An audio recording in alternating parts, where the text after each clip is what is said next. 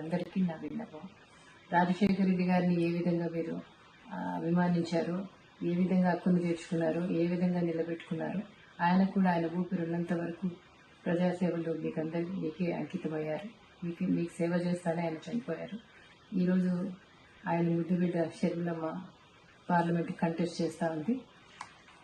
ఈరోజు ఆ బిడ్డను ఆశీర్వదించమని, పార్లమెంట్కి పంపమని, ఆయనలాగా మీకు సేవ చేసే అవకాశం ఆమెకి ఇవ్వమని వాళ్ళందరినీ ప్రార్థిస్తున్నాను. అందరికీ నమస్కారం. వెల్కమ్ టు జై భారత్ సేన. ఎలక్షన్ నోటిఫికేషన్ వచ్చినప్పటి నుంచి ఎప్పటి వరకు జరిగినటువంటి ఎలక్షన్ ఒక తీరైతే విజయమ్మ గారు అంటే రాజశేఖర రెడ్డి గారి భార్య గారు, జగన్ గారు, షర్మిల గారి యొక్క తల్లి గారు ఈరోజు స్టేట్మెంట్ సోషల్ మీడియాలో మామూలుగా హోరెత్తించడం లేదు. ఆవిడ ఒకటే చెప్తుంది,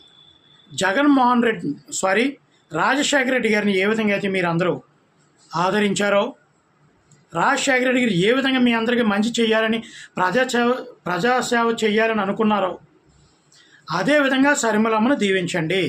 షర్మిలమ్మ కూడా రాజశేఖర రెడ్డి గారిలాగా మీకు సేవ చేయాలని అనుకుంటుంది. ఆయన వారసురాలుగా ఆయన యొక్క కూతురిగా మీ ముందుకు వస్తుంది. షర్మిలమ్మని కడపలో ఎంపీగా మీరు గెలిపించండి అంటే అర్థం ఏంటంటే, మీరు ఒకసారి నిజంగా షర్మిలమ్మ కూడా ఈ రాష్ట్రంలో ఒక ఎమ్మెల్యేగా పోటీ చేసి ఒక సీఎం క్యాండిడేట్గా ప్రచారం చేస్తే విజయం నిజంగా షర్మిలమ్మనే కోరుకుంటారు. అంటే ఒక విధంగా జగన్మోహన్ రెడ్డి ఓటమిని కోరుకున్నట్టే ఈ వీడియో మనకు స్పష్టంగా కనబడుతుంది. అంటే తల్లి చెల్లి, సొంత తల్లి చెల్లిని దూరం చేసినప్పుడు జగన్మోహన్ రెడ్డి గారు చంద్రబాబు నాయుడు మీదో లేదా ప్రతిపక్షాల మీదో గెంటేయడం అది ఎంతవరకు వస్తుంది ప్రజలు కూడా ఆలోచించాలి.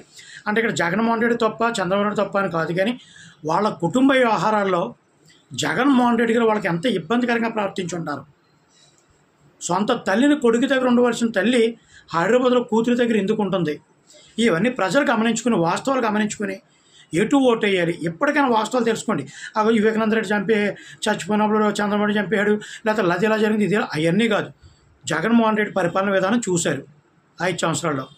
తర్వాత ఆయన కుటుంబంలో ఉన్నటువంటి గొడవలు ఏంటి, ఆయన సొంత చెల్లిని తల్లిని ఏ విధంగా ఇబ్బందులు పెట్టాడు, ఈ రాష్ట్రంలో ఉన్నటువంటి అనేక దళిత కుటుంబాలను కానీ మహిళలను కానీ ఏ విధంగా ఇబ్బందులు గురి చేశాడు, ₹1 పాల పంచిపెడుతూ ఏ విధంగా పరిపాలన చేయడానికి ప్రజలందరూ తెలుసుకుని ఓటేస్తే బాగుంటుందని మనస్ఫూర్తిగా కోరుకుంటున్నాను. జై భీమ్ అందరికీ.